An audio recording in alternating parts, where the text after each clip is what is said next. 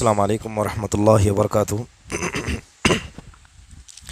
حامد و مصلی اما بعد، اعوذ باللہ من الشیطان الرجیم، بسم اللہ الرحمن الرحیم۔ یقول اللہ سبحانہ وتعالی وما آتاکم الرسول فخذوه وما نہاکم عنہ فانتہوا۔ معزز و مکرم علماء کرام، عمائدین جماعت و جمعیت اور نوجوانان ملت، الحمدللہ اللہ کے فضل و کرم سے ایک علمی مجلس سجائی گئی، اور آپ جانتے ہیں کہ یہ علمی مجلسیں یہ فرشتوں کی حاضری کی جگہ ہوتی ہیں، اور ایسی مجلسوں میں اللہ تعالیٰ اپنی رحمتوں کو نچھاور کر دیتا ہے۔ اللہ سے دعا ہے کہ جن جماعت و جمعیت کے لوگوں نے، جن نوجوانوں نے اس طرح کے پروگرام کا انعقاد کیا ہے، اللہ تعالیٰ ان کو مزید توفیق عطا فرمائے اور انہیں حوصلہ و ہمت عطا کرے، اور ایسے ہی مستقبل کے لیے اور مزید کام کرنے کی اللہ انہیں توفیق عطا فرمائے۔ محترم حاضرین، میں آپ کا زیادہ وقت نہیں لوں گا۔ عنوان دیا گیا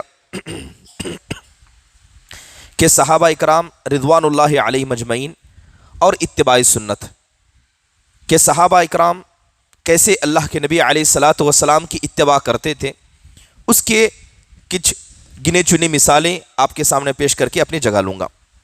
سب سے پہلی بات یہ ہے کہ جب بھی ہم بات اتباع سنت کی کرتے ہیں کہ اللہ کے رسول صلی اللہ علیہ وسلم کی اتباع ہمیں کرنا ہے، اس کے کرنے کا اللہ نے حکم دیا ہے۔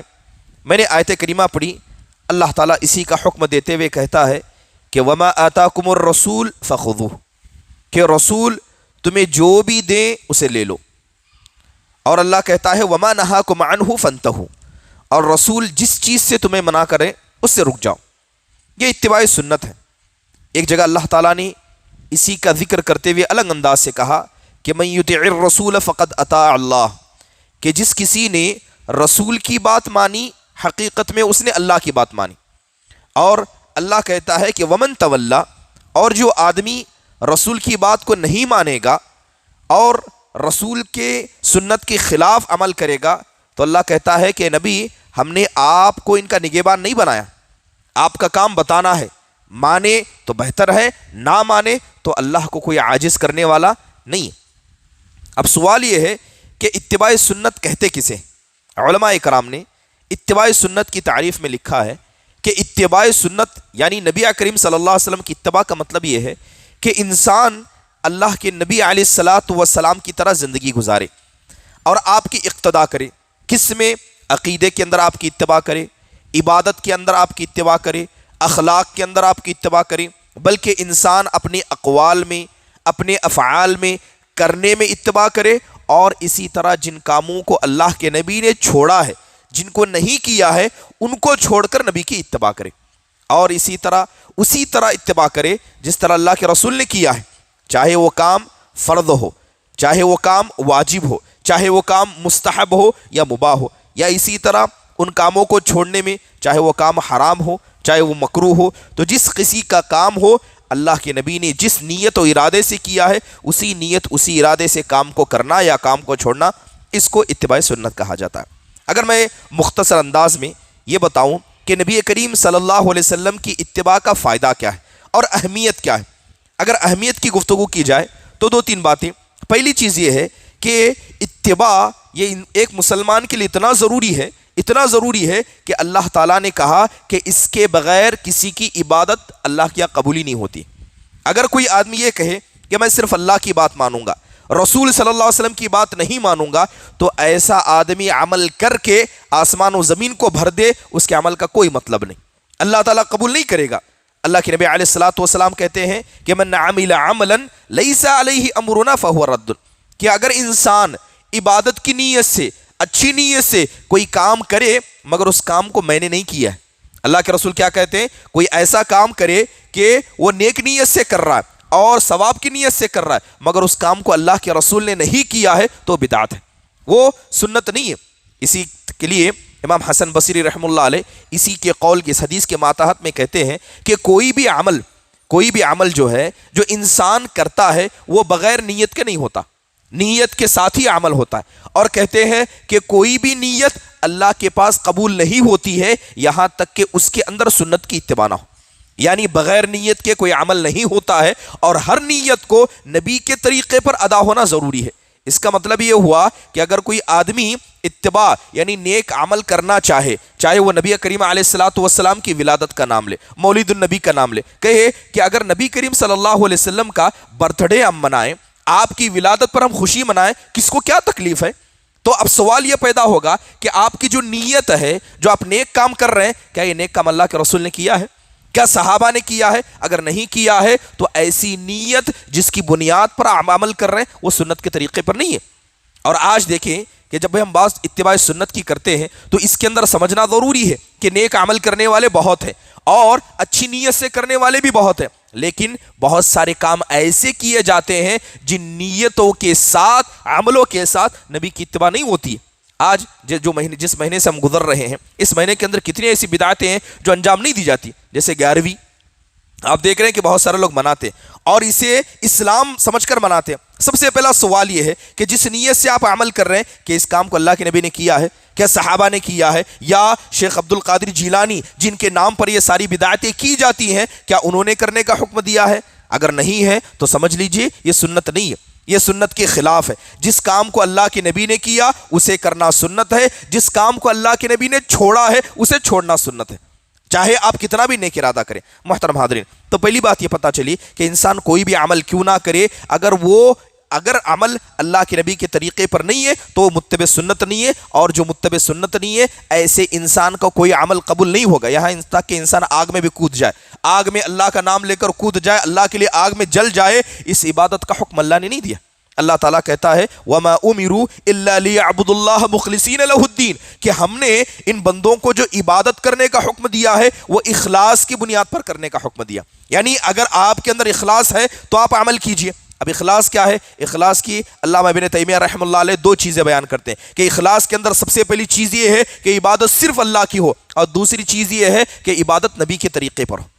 عبادت صرف اللہ کی ہو اور دوسری چیز نبی کے طریقے پر ہو۔ اگر نبی نے آگ میں کودا ہے آپ بھی کودیے، اگر نبی نے آگ میں کودنے کو خودکشی بیان کی ہے تو یہ خودکشی ہے، چاہے آپ کی نیت کتنی اچھی کیوں نہ ہو۔ محترم حاضرین، اتباع سنت کا دوسرا بڑا فائدہ یہ ہے کہ جو آدمی نبی کریم علیہ الصلوۃ والسلام کا متبع ہوتا ہے یہ قیامت کے دن جنت میں داخل ہوگا۔ جو نبی کا متبع نہیں ہے وہ جنت میں نہیں جائے گا۔ ایک بڑی مشہور حدیث ہے، اللہ کے نبی علیہ الصلوۃ والسلام نے کہا کہ کل امتی یدخلون الجنت الا من ابا، کہ میری امت کے لوگ جو لا الہ الا اللہ محمد الرسول اللہ پڑھنے والے ہوں گے یہ جنت میں جائیں گے، یہ اللہ کا وعدہ ہے کہ اللہ اس امت کو جنت عطا کرے گا، الا من ابا، مگر آپ نے کہا کہ جس نے میرا انکار کیا وہ جنت میں نہیں جائے گا۔ تو صحابہ نے پوچھا ہے اللہ کے نبی آپ کا انکار کس نے کیا؟ آپ نے کہا کہ جس نے میری اتباع کی اس نے میری بات مانی، جس نے میری مخالفت کی اس نے میرا انکار کیا۔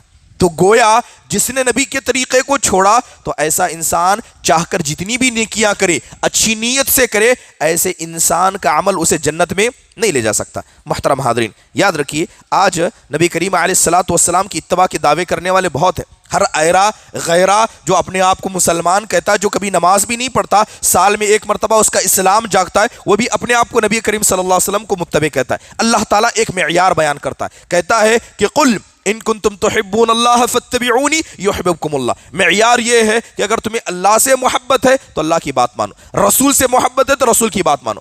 تو لہذا جو بھی آدمی محبت کا دعویٰ کرے گا ہم اسے اوپر سے نیچے تک دیکھیں گے، اس کی صبح سے شام دیکھیں گے، صبح سے شام ہو گئے اوپر سے نیچے تک اللہ اس کے رسول کا ماننے والا ہے تو اللہ سے محبت کرتا ہے۔ اس کا زینا، اس کا مرنا، اس کا اٹھنا، اس کا بیٹھنا، اس کا گھر کی زندگی، اس کے لوگوں کے ساتھ کی زندگی کا ہر پہلو اگر نبی کے طریقے پر ہے تو اللہ سے محبت کرتا ہے، اگر نہیں ہے تو وہ جھوٹا ہے، نہیں ہے تو وہ جھوٹا ہے۔ اور اللہ معاف فرمائے ایسے جھوٹے معاشرے کے اندر بہت موجود ہیں جو اپنے آپ کو نبی کا متبع کہتے ہیں، اہل السنہ والجماعہ اپنے آپ کو کہتے ہیں، لیکن بدعتوں میں اتنے گھرے ہوئے ہیں کہ یہ وقت آئے گا جس دن حوض کوثر سے ایسے ہی لوگوں کو بھگایا جائے گا اور کہا جائے گا کہ اے اللہ کے نبی آپ کو نہیں پتا کہ آپ کے جانے کے بعد ان لوگوں نے کیسی کیسی بدعتوں کا انجام دیا، سحقاً لمن غیر آبادی۔ اور وہ اللہ کے نبی علیہ الصلوۃ والسلام کہ آپ اپنی امت کے لیے رحمت کی دعا کرتے تھے، وہ وقت بھی ان مسلمانوں کو یاد ہونا چاہیے کہ اللہ نے ہر نبی کو، جتنے بھی انبیاء اللہ نے دنیا میں بھیجے، اللہ نے ہر نبی کو ایک دعا دی،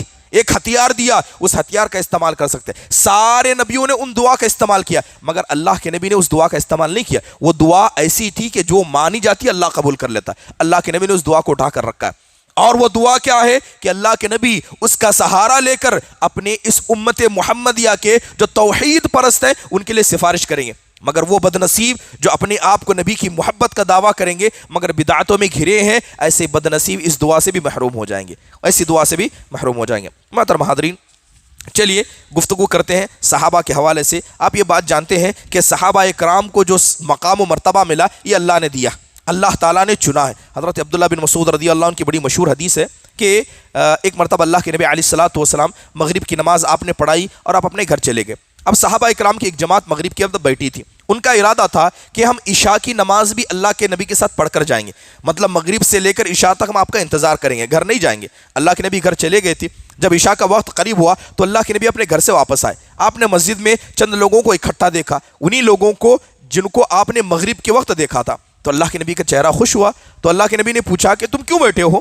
تو صحابہ نے کہا اے اللہ کے نبی علیہ الصلوۃ والسلام، ہم نے مغرب کی نماز آپ کے ساتھ ادا کی تو ہمارا ارادہ یہ تھا کہ ہم عشاء تک بھی آپ کا انتظار کریں اور عشاء کی نماز بھی آپ کے ساتھ پڑھ کر جائیں. تو اللہ کے نبی علیہ الصلوۃ والسلام کا چہرہ اور کھل اٹھا. تو اللہ کے نبی نے کہا اللہ اجلسکم، کہا یہ بتاؤ، قسم کھا کر بتاؤ کہ اسی وجہ سے بیٹھے ہو؟ صحابہ نے کہا کہ ہاں اللہ کا رسول، ہم اسی وجہ سے بیٹھے. اور اللہ کے نبی نے اپنا ہاتھ آسمان کی طرف کیا، ہاتھ آسمان کی طرف کیا اور آپ علیہ الصلوۃ والسلام نے کہا النجوم امنۃ للسماء فاذا ذهبت النجوم اتوا السماء ما توعد. اللہ کے نبی نے کہا اس بات کو غور سے سنو، یہ ستارے یہ آسمان کے لیے سیفٹی ہے. جس دن ستارے ختم اللہ آسمان کو لپیٹ کر رکھ دے گا. آسمان ختم ہو جائے جب تک ستارے زندہ ہیں یا آسمان زندہ.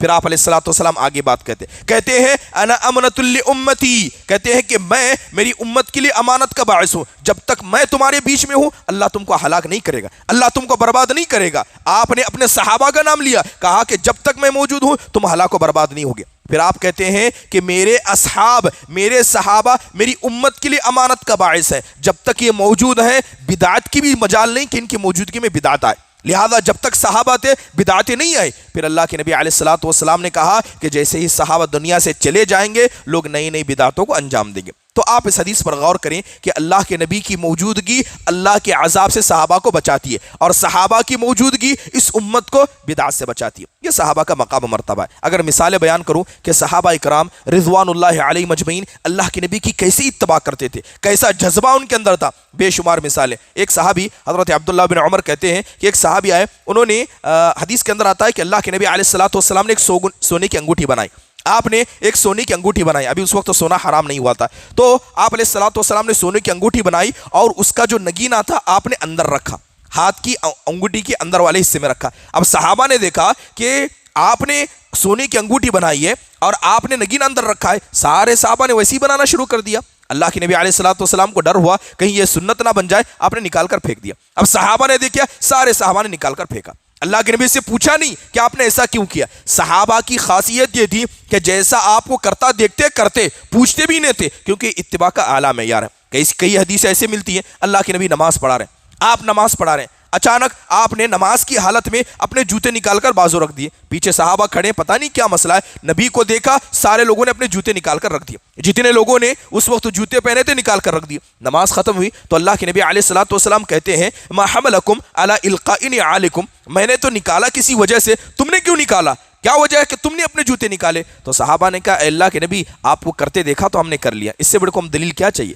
آپ کو کرتے دیکھا ہم نے کیا. تو اللہ کے نبی کہنے لگے کہ اصل میں میرے جوتے کے اندر گندگی تھی. حضرت جبرائیل آئے اور بتایا کہ جن جوتوں کو پہن کر آپ نماز پڑھے اس میں گندگی ہے، اس لیے نکال دیجئے. تمہارے جوتوں میں تو گندگی نہیں تھی، تمہیں نہیں نکالنا چاہیے تھا. مگر نبی کریم صلی اللہ علیہ وسلم کے صحابہ کا جذبہ ایسا تھا. محترم حاضرین، آپ اس طرح کی مثالیں دیکھیں. حضرت ابو مسعود البدری رضی اللہ عنہ ایک مرتبہ اپنی لونڈی پر غصہ تھے، اسے مار رہے تھے. پیچھے سے آواز آتی ہے اعلم یا ابا مسعود، اعلم یا ابا مسعود. پیچھے سے آواز آتی ہے کہ ابو مسعود جان لو، ابو مسعود خبردار ہو جاؤ. پلٹ کر دیکھتے ہیں تو جناب محمد الرسول اللہ صلی اللہ علیہ وسلم تھے. جیسے ہی آواز سنی اور اللہ کے نبی کو دیکھ لیا، کوڑا ہاتھ سے چھوڑ دیا. اللہ کے نبی نے کہا کہ جتنی طاقت سے اپنی لونڈی کو تم مار رہے ہو، جتنی قدرت تم اس پر رکھتے ہو، یاد رکھنا اس سے زیادہ قدرت اللہ تم پر رکھتا ہے، اس پر رحم کرو گے اللہ اتنی ہی رحمت کی قدرت تم پر رکھتا ہے، اس پر ظلم کرو گے تو اللہ اتنی ہی قدرت ظلم کرنے کی تم پر رکھتا ہے۔ تو والے صحابی فوراً رک گئے۔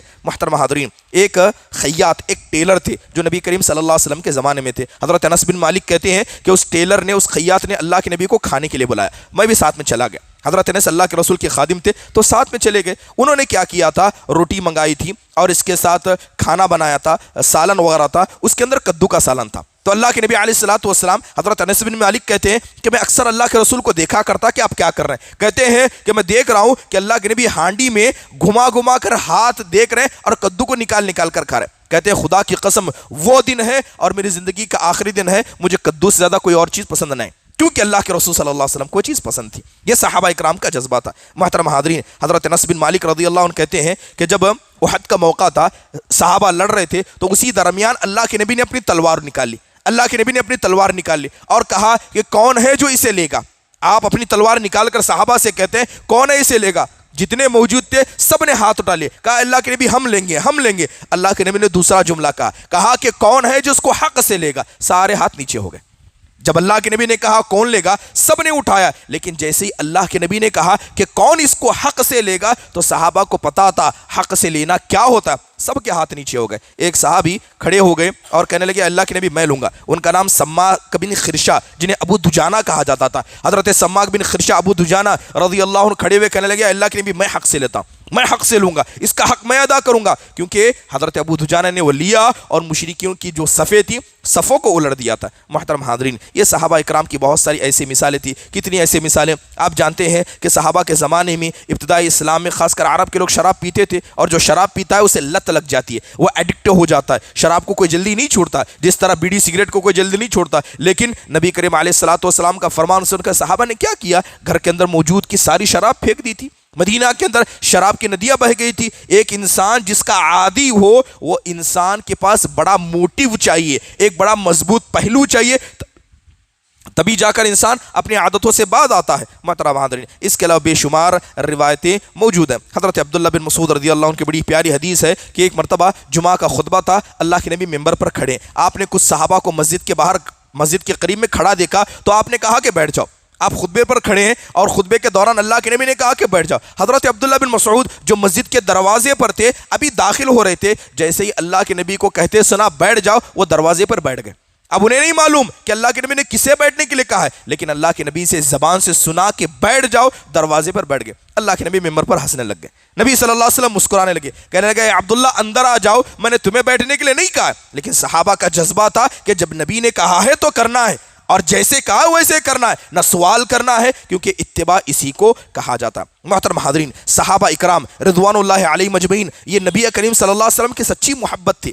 آپ صحابہ کی زندگیوں کو دیکھیے کہ کس قدر محبت اللہ کے نبی علیہ الصلوۃ والسلام تھی۔ حضرت مسور بن مخرمہ رضی اللہ عنہ کی ایک بڑی مشہور روایت ہے، جب حدیبیہ کا موقع تھا تو ایک مشرک آیا، اس نے اللہ کے نبی علیہ الصلوۃ والسلام سے گفتگو کرنا چاہیے تاکہ مسلمان واپس چلے جائیں۔ لمبا قصہ ہے، آپ نے بارہا سنا ہوگا۔ تو وہ بیان کرتے ہیں کہ خدا کی قسم میں بڑے بڑے بادشاہوں کی مجلس میں بیٹھا ہوں، بڑی بڑی بادشاہوں کی مجلس میں بیٹھا ہوں، مگر کبھی بھی میں نے بادشاہ کے جو حواری ہیں، جو بادشاہ کے ماننے والے ہیں، اپنے بادشاہ کی اتنی عزت کرتے ہوئے کسی کو نہیں دیکھا جتنا صحابہ اللہ کے رسول کی عزت کرتے۔ جب اللہ کے نبی بولتے سب خاموش ہو جاتے، آپ وضو کرتے، آپ کے وضو کا ایک قطرہ صحابہ نیچے گرنے نہیں دیتے تھے، اور صحابہ اکرام جو جسم سے ہٹے کٹے، اللہ کے رسول جب بیٹھ جاتے تھے تو کسی صحابی کی جرت نہیں آپ کو گھور کر دے کے، آنکھ بھر کر دے کے، سارے مارے احترام کے آنکھ بھی نیچے رکھا کرتے تھے۔ یہ صحابہ اکرام رضوان اللہ علیہ مجمعین کے اعمال تھے، یہ ان کی دل کی محبت تھی، تبھی جا کر تو اللہ تبارک و تعالیٰ نے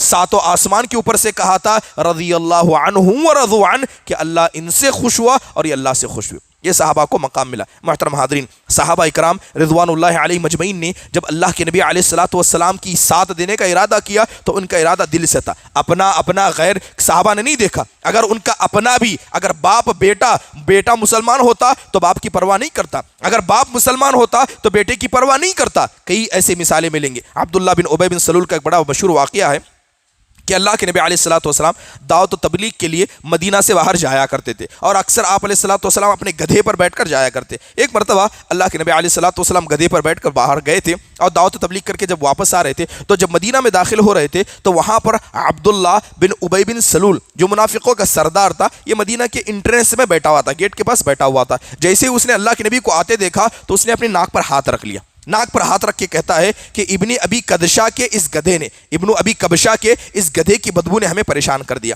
ابھی ابن ابی کبشہ یہ اللہ کے نبی صلی اللہ علیہ وسلم کے نانا کے خاندان سے تھے، اور آپ جانتے ہیں کہ عرب کے لوگ کیا ہے، جب کسی کو عیب دلانا ہوتا تو ان کے باپ دادا میں کسی ایسا کا نام ذکر کرتے جسے کوئی نہیں جانتا تھا۔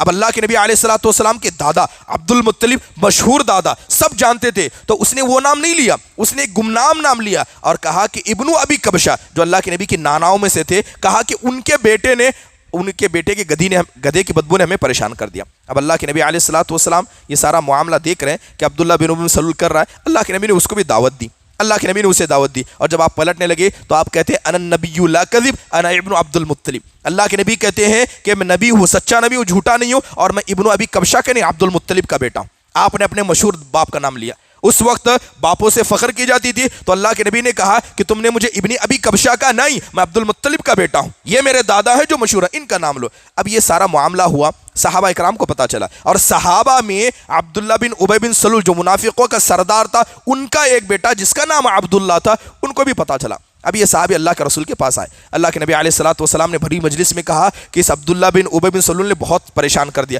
کون ہے جو مسلمانوں کو اس سے نجات دے؟ گویا آپ کہہ رہے تھے کون ہے جو اسے قتل کر دے؟ اب صحابہ اکرام تیار ہونے لگے، حضرت عمر کہتے ہیں مجھے دیجیے، میں مار دوں گا اس کو۔ اب یہ گفتگو چل رہی ہے، اسی دوران حضرت عبداللہ جو عبداللہ بن ابی بن سلول کے بیٹے تھے مجلس میں آ گئے، اللہ کے نبی سے کہتے ہیں اللہ کے نبی آپ مجھے اجازت دیجیے، آپ مجھے اجازت دیجیے کہ میں اپنی باپ کو مار دوں گا، کیونکہ اگر کوئی غیر میرے باپ کو مارے گا اور وہ چلتا پھرتا رہے گا، ماری غیرت کے میں بھی اسے مار سکتا ہوں، لہذا آپ مجھے اجازت دیں کہ میں اپنی باپ کی گردن ماروں، کیونکہ اس نے آپ کو پریشان کیا، اس نے آپ کو برا بھلا کہا ہے۔ سبحان اللہ، قربان جائیں ایسے صحابہ اکرام کے جذبوں پر کہ انہوں نے اپنے باپوں کا بھی خیال نہیں کیا، کیونکہ جب بات اتباع سنت کی آتی ہے، کیا باپ کیا بیٹا، نبی کریم علیہ الصلوۃ والسلام کی محبت کے سامنے میں، اسلام کی محبت کے سامنے میں سارے ہیچ ہیں۔ اسی لیے جب بدر کا موقع آیا، یہ تو مثال بھی بیٹے کی، باپ کی مثال دیکھیے، جب غزوہ بدر کا موقع تھا تو لمبا عرصہ ہو گیا، حضرت ابوبکر کی خلافت تھی، ان کے ایک بیٹے حضرت ابوبکر کے بیٹے عبد الرحمن تھے، تو عبد الرحمن اپنے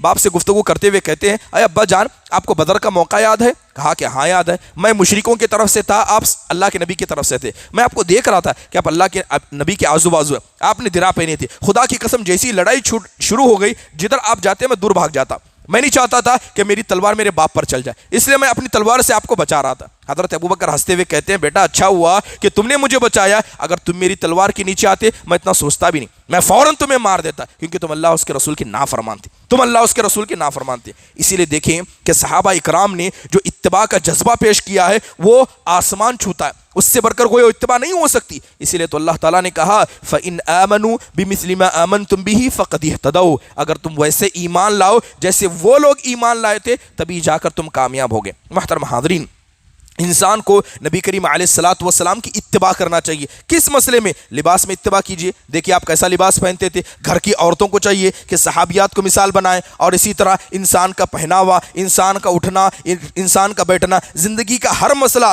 شادی بیاہ ہو یا انسان کی تجارت ہو، ہر مسئلے میں نبی کی اتباع ضروری ہے۔ اسی لیے اللہ تعالیٰ نے کہا لَقَدْ كَانَ لَكُمْ فِي رَسُولِ اللَّهِ أُسْوَةٌ حَسَنَةٌ، کہ نبی کی پوری زندگی، جوانی ہو تو نبی کے جیسی، ادھیڑ پن ہو تو نبی کے جیسا، بڑھاپا ہو تو نبی کے جیسا، زندگی کا ہر مرحلہ نبی کے جیسا ہو۔ بلکہ امام سفیان ثوری رحمہ اللہ فرماتے ہیں کہ ان استطعت ان تحک راسا الا بالاسر ففعل، کہتے ہیں کہ اگر تمہیں سر بھی کھجانا ہو، اگر تمہیں سر بھی کھجانا ہو تو کوئی حدیث دیکھو ملتی ہے کیا، اگر حدیث نہیں ملتی ہے تو سر بھی مت کھجاؤ، اور اگر حدیث ملتی ہے تو ویسے کھجاؤ جیسے حدیث میں بیان کیا گیا۔ یعنی سنت کو چلنے پر، سنت کو ماننے میں انسان کو اتنا پریسائز ہونا چاہیے، اتنا اسٹیپ بائی اسٹیپ ہونا چاہیے کہ ہر چیز کو نبی کے طریقے پر کرے، تبھی جا کر یہ انسان کو کیا ہے، نبی کریم علیہ الصلوۃ والسلام کی سنت کا صحیح ثواب ملتا ہے۔ محترم حاضرین، صحابہ اکرام اپنا اچھا برا نہیں دیکھتے تھے، صحابہ اکرام اپنا فائدہ نہیں دیکھتے تھے، جہاں نبی کی بات آئی، آپ کی اتباع کی بات آئی، صحابہ نے فائدے نقصان کا سودا نہیں کیا۔ ایک بڑے مشہور صحابی جو بڑے خوبصورت صحابی تھے جنہیں حضرت جریر بن عبداللہ البجلی رضی اللہ عنہ کہا جاتا تھا، وہ اللہ کے رسول کے پاس آئے، مسلمان ہو کر آئے، اللہ کے نبی پر انہوں نے ہاتھ پر بیعت کی، کہتے ہیں کہ بایعنا رسول اللہ صلی اللہ علیہ وسلم علی السمع والطاعہ، میں نے اللہ کے رسول کے ہاتھ پر بیعت کی تھی کہ میں آپ کی اطاعت کروں گا، اور دوسری بات کہا والنصح لکل مسلم، اور ہر مسلمان کے لیے خیر خواہ بنوں گا۔ کس بات کی؟ کہ میں آپ کی اتباع کروں گا، اس کا وعدہ میں نے اللہ کے رسول سے کیا، اور دوسری بات یہ ہے کہ ہر مسلمان کے لیے خیر خواہ بنوں گا، یعنی جو میں اپنے لیے چاہتا ہوں ہر مسلمان کے لیے چاہوں گا، اس بات کا وعدہ کیا۔ اب لمبا عرصہ ہو گیا، اللہ کے رسول کا انتقال ہو گیا، انہیں گھوڑے کی ضرورت تھی، حضرت جریر بن عبداللہ بجلی رضی اللہ عنہ کو گھوڑے کی ضرورت تھی۔ ان کا ایک غلام تھا، غلام کو پیسے دیے، 300 درہم دیے، کہا کہ جاؤ گھوڑا خرید لے آؤ، تو لہٰذا وہ غلام گیا، اور غلام نے کہا کہ میں گھوڑے کے مالک کو بھی لے کر آؤں گا، آپ ڈیل کر لیجئے۔ ٹھیک ہے، اچھی بات ہے، تو گھوڑا لایا، ایک بڑا خوبصورت گھوڑا لایا، اور اس نے بات کی تھی کہ 300 درہم میں یہ ڈیل ہو جائے گی۔ جیسے ہی وہ گھوڑا لایا گیا، حضرت جریر بن عبداللہ بجلی رضی اللہ عنہ دیکھ رہے ہیں، تو اس کے آقا سے پوچھا کتنے میں بیچو گے؟ تو وہ گھوڑے کا مالک کہتا ہے کہ آپ کے غلام نے تو 300 کی بات کی ہے۔ تو حضرت جریر کہتے ہیں کہ اگر 400 دوں گے تو لے لو گے؟ کہا کہ ہاں لے لوں گا۔ کہا اگر 500 دوں گا تو لے لو گے؟ کہا کہ ہاں لے لوں گا۔ اگر 600 دوں؟ کہا کہ ہاں۔ اگر 700 دوں؟ کہا کہ ہاں۔ کہا اگر 800 دوں؟ کہا کہ ہاں۔ کہا 800 دے دو۔ 500 لیے غلام سے، 300 غلام سے لیے، اور 500 اپنے ملا کے 800 کیا ہے دے کر گھوڑے کو خرید لیا۔ اب ان کا غلام کہتا ہے کہ میرے مالک کو ہو کیا گیا؟ تجارت میں اصل کیا ہے؟ انسان اپنی چالاکی دکھا کر مہنگی چیز کو سستا کیسا لے، یہ چالاکی تجارت ہے۔ لیکن جریر بن عبداللہ جل رضی اللہ عنہ نے 300 کے گھوڑے کو کتنے میں خریدا؟ 800 میں خریدا۔ غلام نے پوچھا آپ نے ایسا کیوں کیا؟